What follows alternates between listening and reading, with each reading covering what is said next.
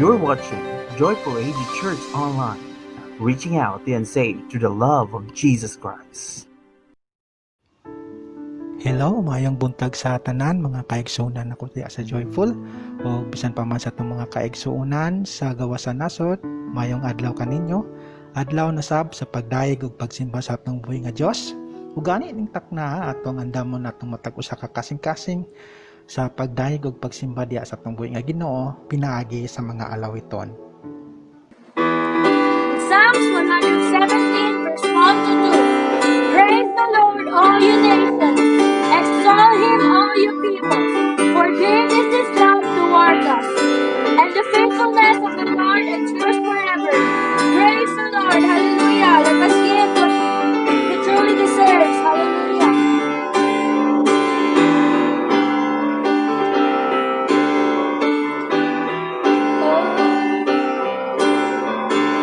I give you praise for you deserve it. I give you praise for what you've done. I give you praise for you are able.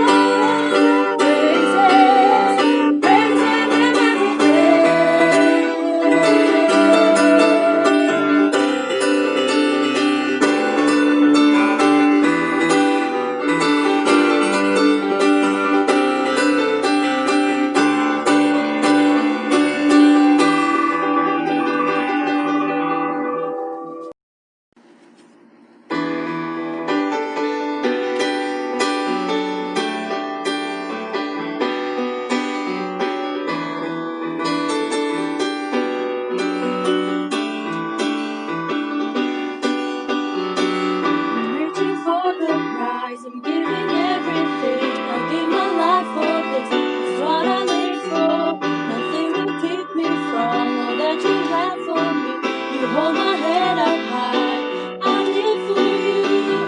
Greater is He that's living in me. For He that is in the world. I can move the mountain. I can do all things through Christ. I know faith, standing and believing. I can do all things through Christ who strengthens me.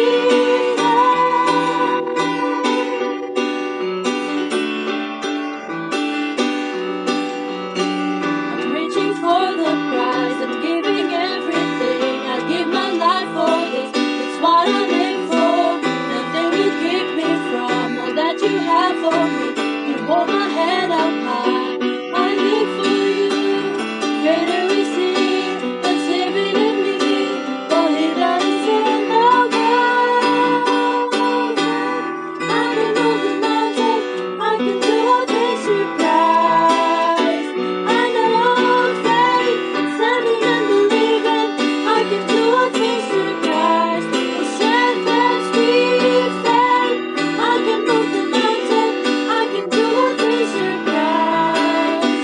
I know faith, standing and believing. I can do all things through Christ who strengthens me.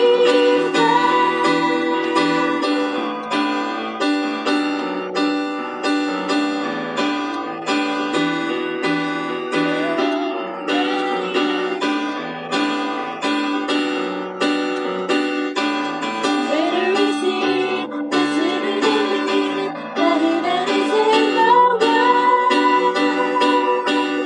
Faith, I can move the mountain. I can do all things through Christ.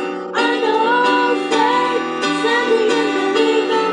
I can do all things through Christ who strengthens me. Faith, I can move the mountain. I can do all things through Christ. I know faith, standing and believing. I can do all things through Christ who strengthens me. Faith, I can move the mountain. I can do all things through Christ. I know faith, standing and believing. I can do all things through Christ who strengthens me.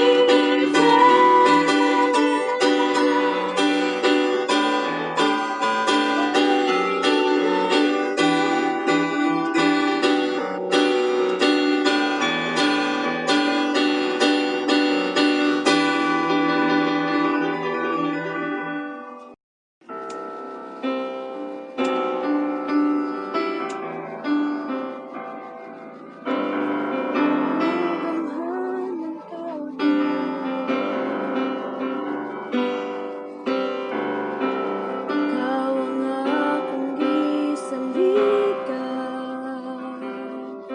Sa tanan akong asuliran, ikaw nagatabang.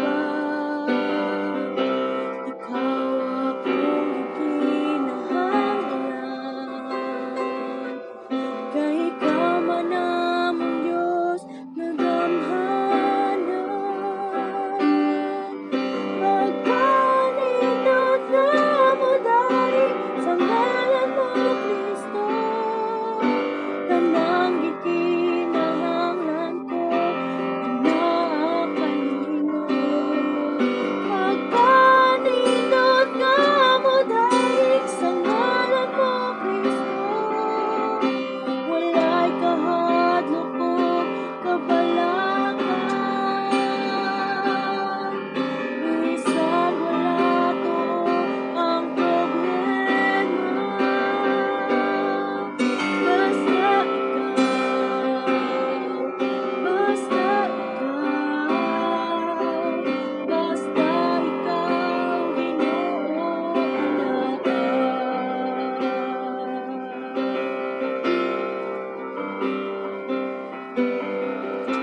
ikaw ang akong gisaligan.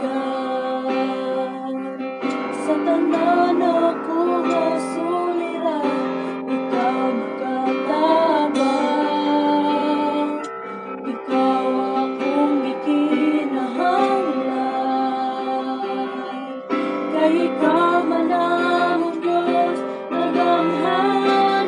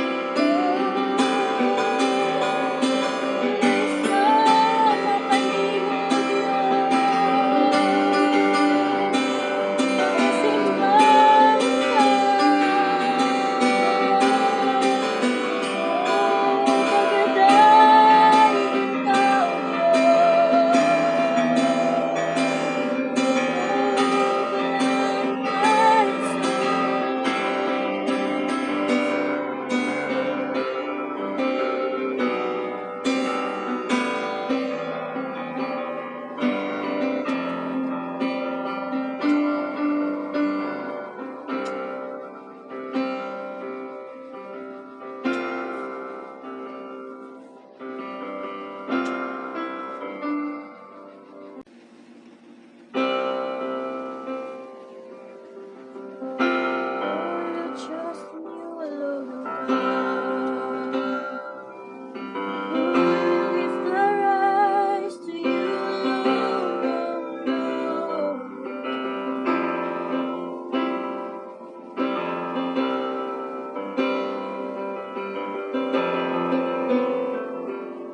When the darkness tries to hide my way, your word is the light that guides my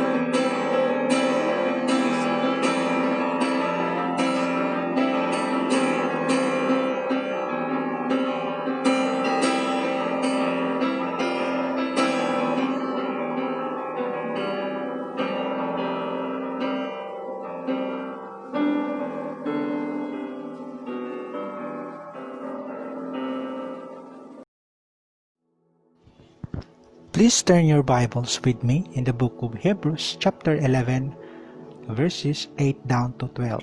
And the word of God says, "By faith Abraham obeyed when he was called to go out to a place that he was to receive as an inheritance. And he went out not knowing where he was going.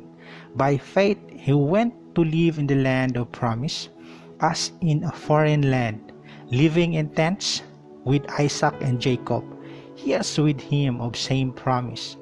For he was looking forward to the city that has foundations, whose designer and builder is God.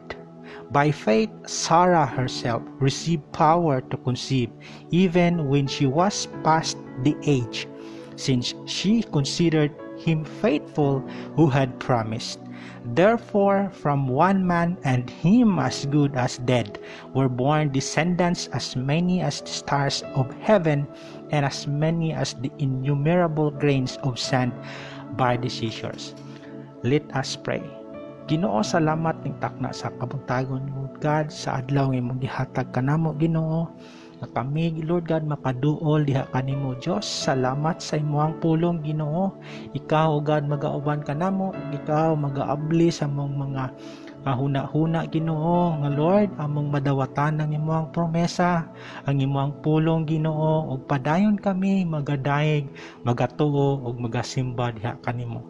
Dalaygon ikaw sa walay katapusan. Kining tanan among ginampo ginasalig diha lamang sa imong gamhanan nga ngalan. In Jesus name we pray. Amen and amen. And today's message is entitled "The Importance of Trusting in God." Isa kada ko nga butang nga do na kitay pagtuo sa atong buhi nga Dios, ug isa pod ka mahinungdanon nga butang nga do na kitay pagsalig diha kaniya. Gani sa atong nabasa, si Abraham gitawag sa Ginoo. Ug pagtawag sa Ginoo sa yaha, mingtuman si Abraham sa giingon sa Dios sa yaha nga mulakaw ug muadto sa lugar nga wa sa makahibalo ug unsa ang naa didto, sa lugar nga wala pa niya mailhi, wala niya makit-i, ug wala niya gikadak-an. Ug gani kung atong tan-awon sa atong palibot karon, wala ta masayod ug unsa na ang nagapanghitabo. Ug dili na siya parehas sa atong naandan dati.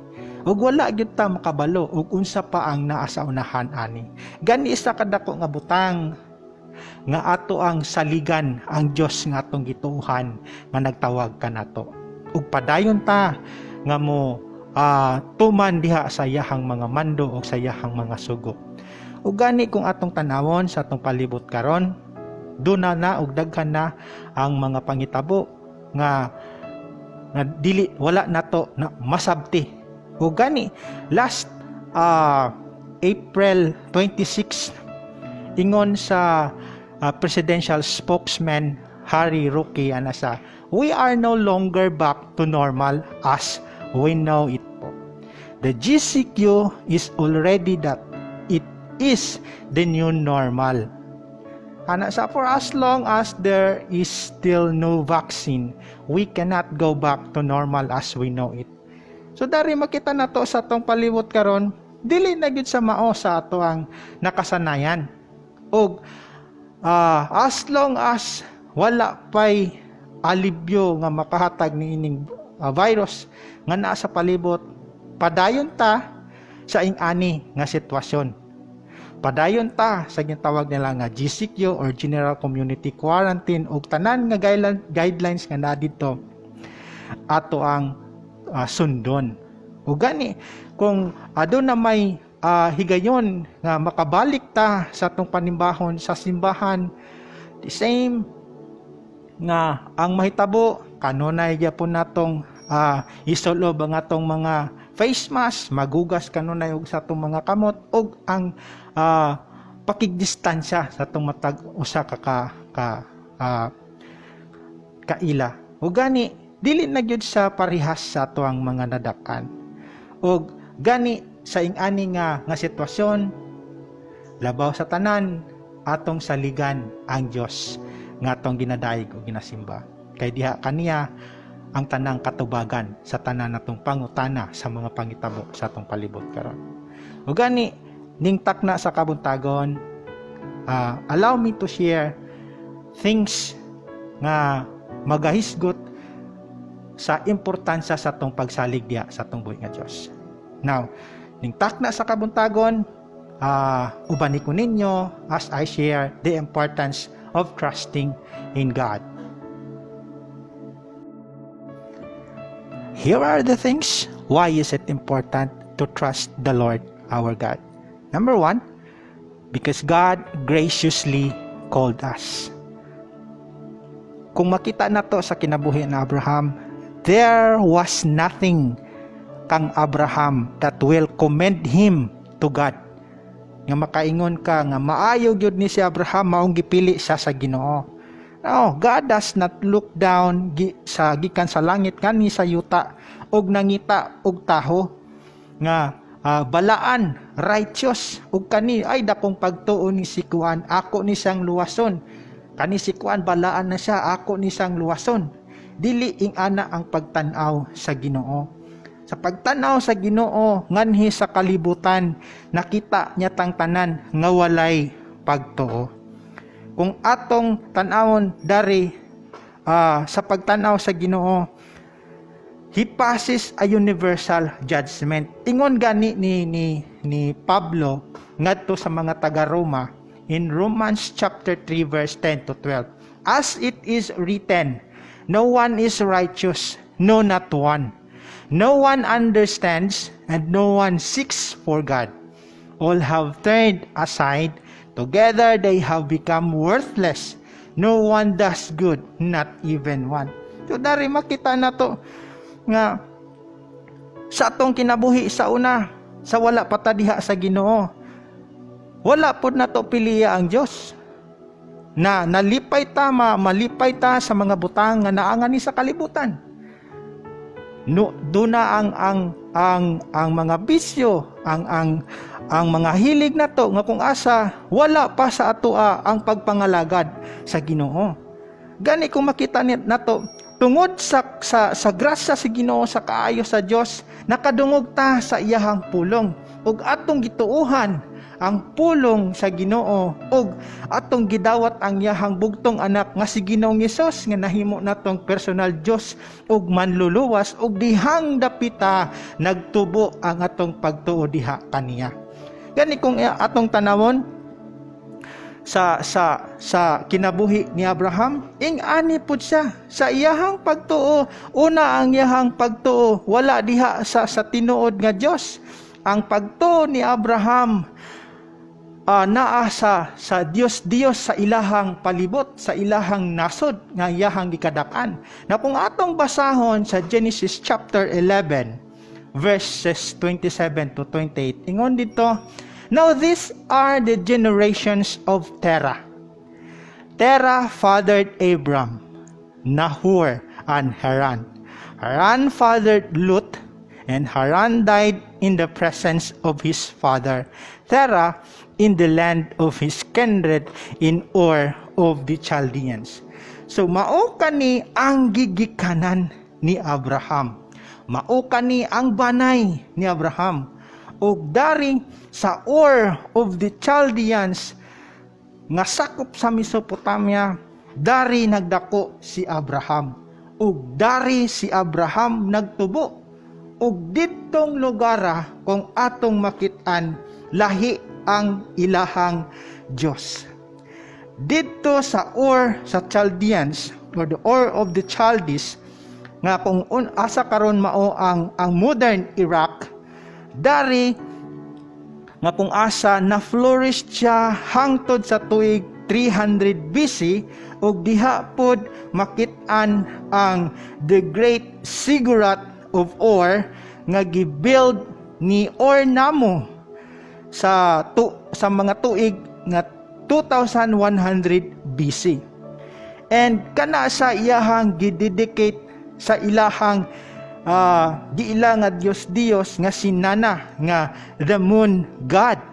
Og ang ilahang pagdayeg og pagsimba diha sa bulan nga mao ang ilahang gituohan nga naay gahom nga nagakontrol sa tanan nga naa sa kalibutan, bisan pa man ang tanan nga naay kinabuhi nganhi sa kalibutan. Si Nana ang nagkontrol ni ana. And among those Mesopotamian gods, Nana was supreme. Nga naman kay si Nana ang source sa ilahang fertility, sa ilahang crops, bisan pa man sa ilahang mga binuhi o sa ilahang pamilya. So mao kani ang gigikanan ni Abraham. Mao kani ang unang pagtuo ni Abraham. Kung atong makita nato dare, si Abraham wala nakatuo una sa buhi nga Dios nga iyahang nailhan sa pagtawag niya. So dito sa the great sigurat nga gi-build ni Orna mo, dito ginahalad kang Nana ang tanan nilang mga pag-ampo, tanan nila nga offerings, dito nila ginahatag para sila panalanginan. So mao kana ang kinabuhi ni Abraham. So kung atong makita, there was nothing nga maayo kang Abraham nga nganong gipili siya sa Ginoo, nga mag-start sa iyaha ang pagtawag sa Ginoo. So makita nato dari, walay maayo sa kinabuhi ni Abraham.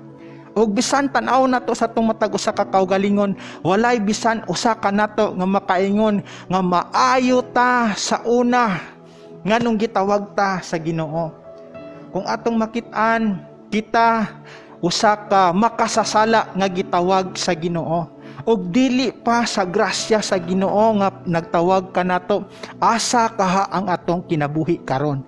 Nakaha kita diha sa pagpangalagad sa Ginoo, dili ta makaingon. Mao gani nga sa ato ang pagpangalagad, ato yung saligan ang Ginoo sa atong kinabuhi, kaysa una nga nagtawag kanato. Tungod sa iyahang gugma, tungod sa iyahang gibuhat kanato, anaa ta karon buhi og nagadahig og nagasimba diha kaniya.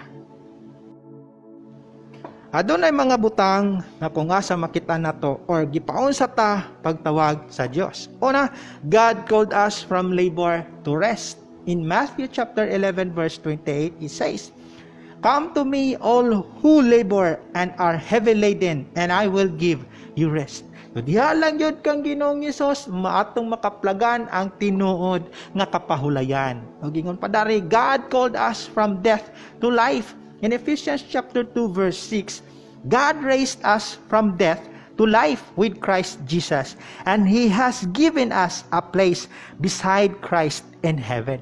Ingani kay mahigugmaon ang atong buhi nga Dios, and that heaven give us life, og diha kaniya makit-an og makaplagan nato ang kinabuhi nga mabinungahon. Ingon pa dari, God called us from bondage to liberty. In Acts chapter 10 verse 43, to Him all the prophets bear witness that everyone who believes in Him receives forgiveness of sins through His name. And in dari ang sunod ingon niya, God called us from darkness into light. In 1 Peter chapter 2 verse 9, but you are a chosen people, a royal priesthood, a holy nation, God's special possession, that you may declare the praises of Him who called you out of darkness into His wonderful light. Kung dili lang ana, ingon pa dari, God called us from bondage to peace. In John chapter 14 verse 27, peace I leave you, my peace I give you. I do not give to you as the world gives. Do not let your hearts be troubled, and do not be afraid. And lastly, God called us to fellowship of His Son. 1 Corinthians chapter 1 verse 9, God is faithful, by whom you are called into the fellowship of His Son, Jesus Christ our Lord. So dari makit-an nato unsa ka mahinungdanon ang nga hatagan nato og pagsalig ang atong buhi nga Dios, kay diha kaniya atong makit-an ang kinabuhi nga mahinungdanon, ang kinabuhi nga kung asa dili ta ngay mahadlok ug diha kaniya naa ang kapahulayan ug diha kaniya aduna tay kinabuhi nga kung asa adunay peace nga iyahang gihatag kanato. So sa atong matag usa ka kaugalingon, padayon kita nga magasalig ug magatuo diha sa atong Dios nga nagtawag kanato.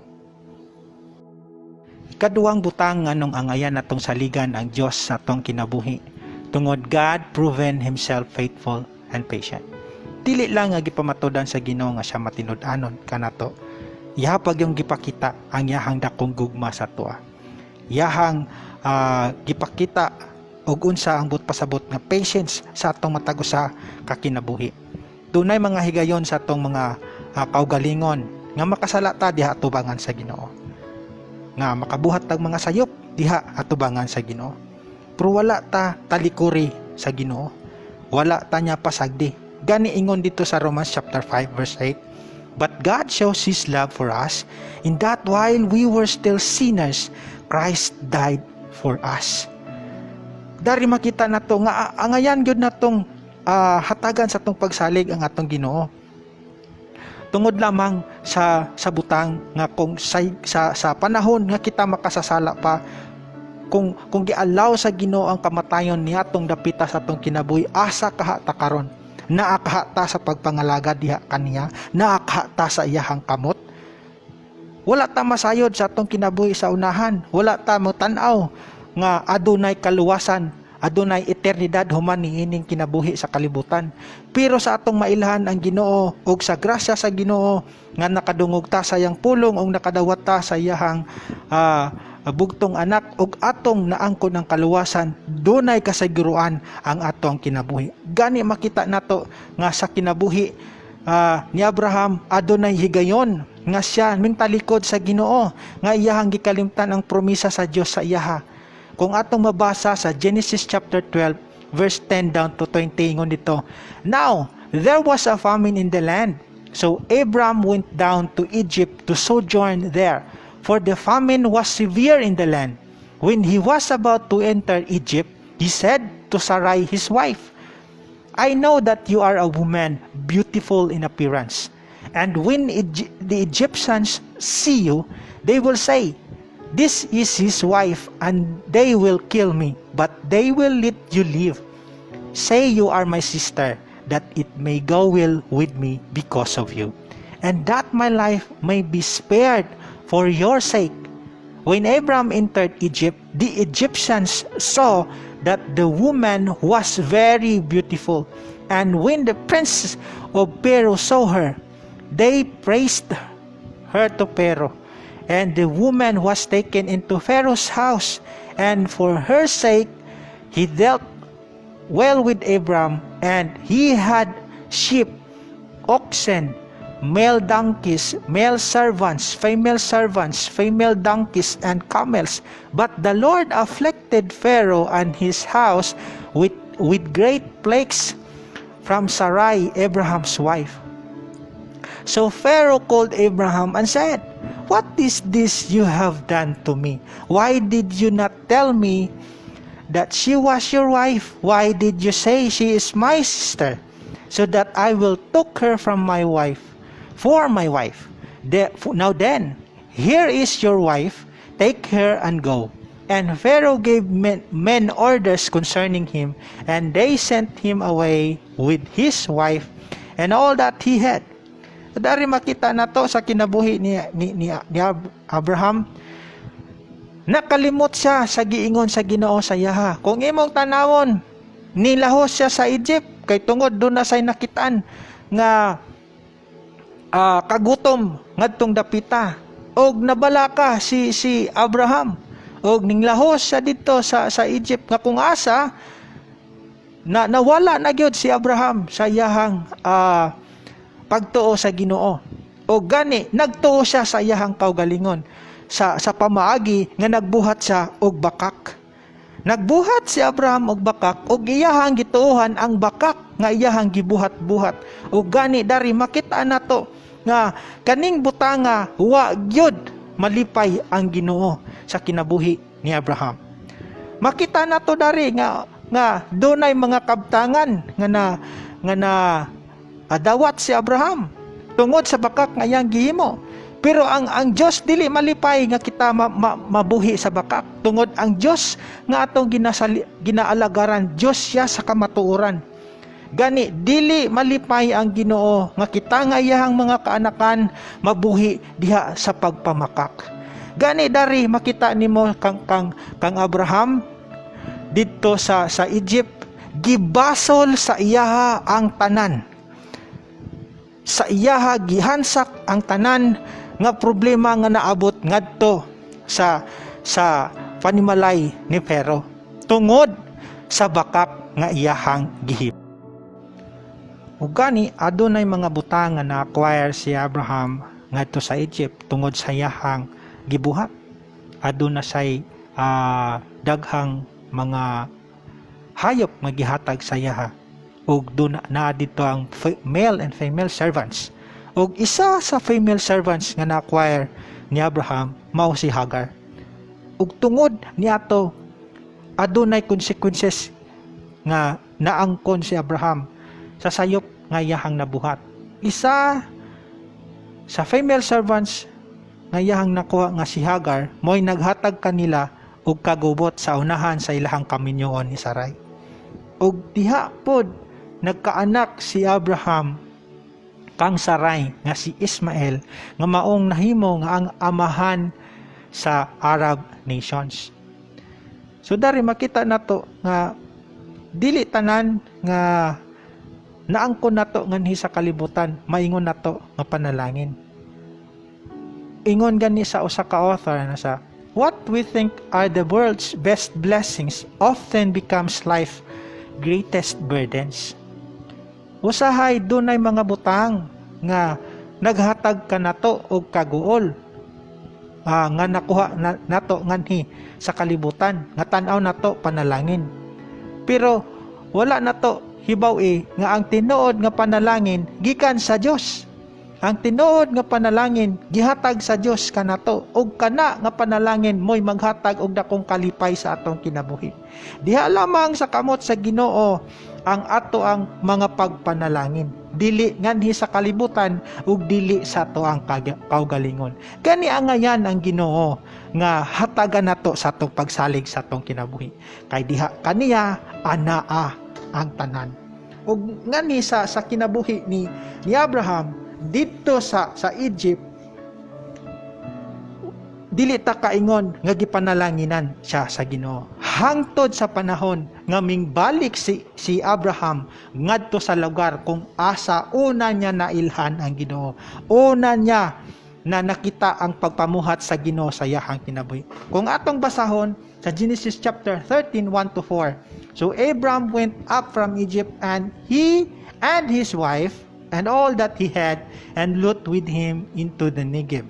Now Abram was very rich in livestock, in silver and gold, and he journeyed on from the Negev as far as Bethel, to the place where his tent had been at the beginning, between Bethel and Ai, to the place where he had made an altar at the first, and there Abraham called upon the name of the Lord. Dari makita nato nga wala dito sa Egypt ang tinuod nga pagpanalangin.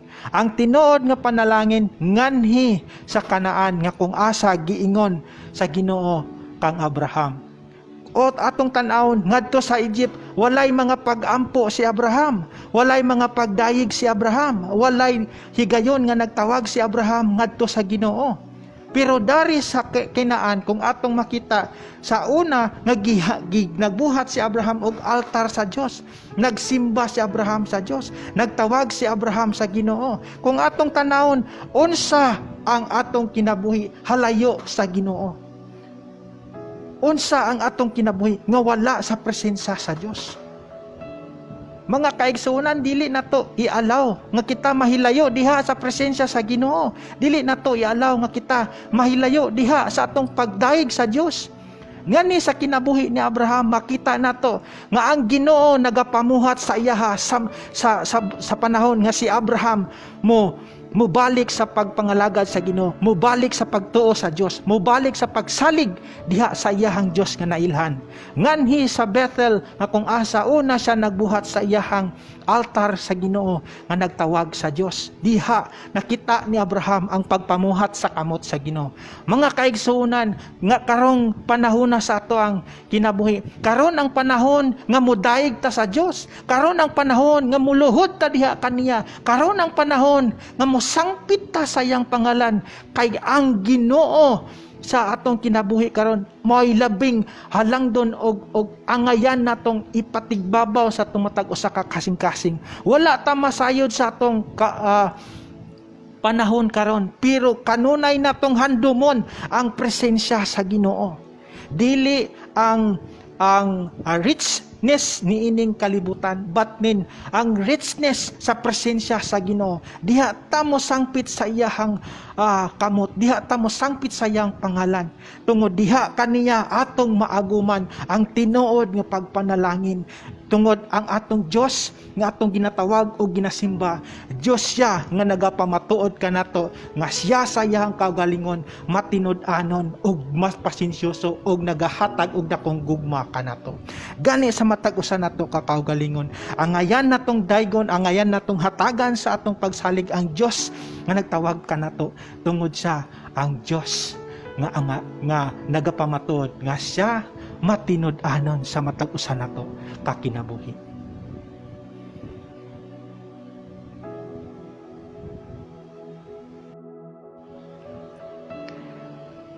And the third reason why we must trust the Lord our God, because God knows you better than you do. Ang Ginoo nakabalo sa tanan nga naa sa tuwa. Nakakita ang Ginoo sa tuang kaugalingon, sa atong mga gibuhat, ug kabalo ang Ginoo kung unsa ang nasa atong hunahuna ug sa atong kasing-kasing. Kabalo ang Ginoo kung unsa ang atong mga ambisyon sa atong kinabuhi, ang atong mga damgo ug atong ginatinguha sa unahan sa atong matag usa ka kaugalingon. Nasayod ang Ginoo niana. Gani kung tanaw nato si Abraham sa iyahang kinabuhi, iyahang gituohan ang Ginoo og nagtuman siya sa gingon sa Ginoo saya, bisan pa man wala sa makabalo og unsa ang anaa dito. Kung atong basahon sa tuang scripture nga gigamit in Hebrews chapter 11 verse 8. By faith Abraham obeyed when he was called to go out to a place that he was to receive as an inheritance, and he went out not knowing where he was going. Isa kadako nga butang sa kinabuhi ni Abraham, una mismo ang iyang pagtuo ug ang butang nga iyahang gibuhat. He obeyed. Nituman si Abraham bisan pa man wala sa makabalo ug unsa ang anaa dito. Ning tuman si Abraham bisan pa man wala niya makit-i ang butang nga anaa sa lugar nga ginaingon sa Dios sa iya. Ning tuman si Abraham bisan pa man gani wala sa masayod ug unsa ang mga tao nga anaa dito, pero dunay pagtuo si Abraham sa Dios nga nagtawag sa iya. Ingana po doon ta sa atong kinabuhi, wala ta masayod sa atong kaugmaon, wala ta masayod ug unsa pa ang mga mosunod niini, pero mutuman ta sa atong Ginoo, musalig ta sa atong Dios, kay naa sa Dios ang tanan nga katubagan sa atong matag usa ka kinabuhi. Unsa ang gitan-aw ni Abraham dari sa iyahang pagtuman sa Ginoo? Isa dito ang promisa sa Dios sa iya. Unsa ang gipromisa sa Ginoo sa iya? Kung atong basahon sa Genesis chapter 13, 14 down to 16, ingon dito, the Lord said to Abraham, after Lot had separated from him, lift up your eyes and look from the place where you are, northward and southward and eastward and westward.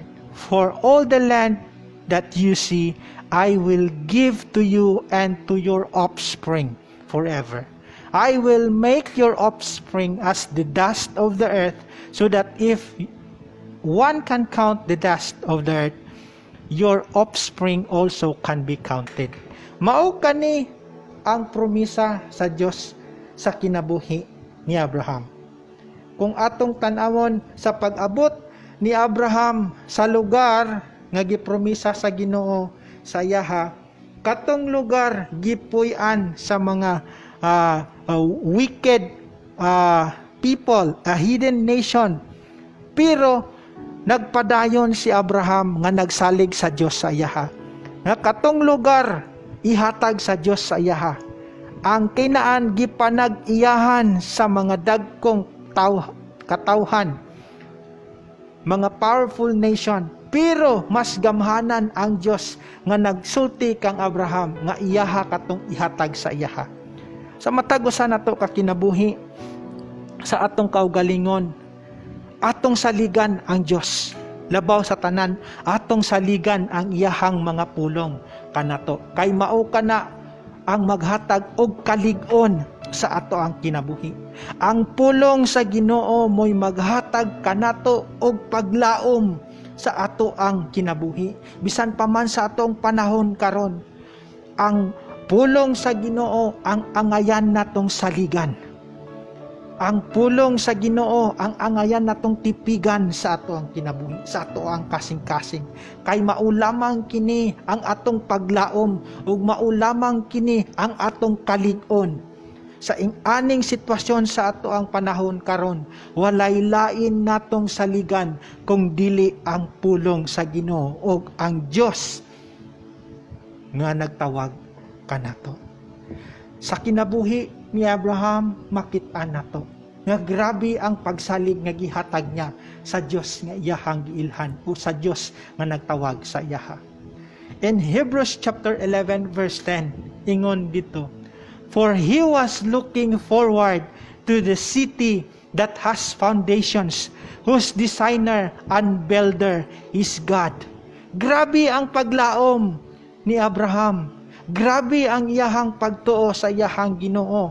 Ang iyahang gitan-aw sa unahan, ang gi-prepare sa Ginoo sa iyaha.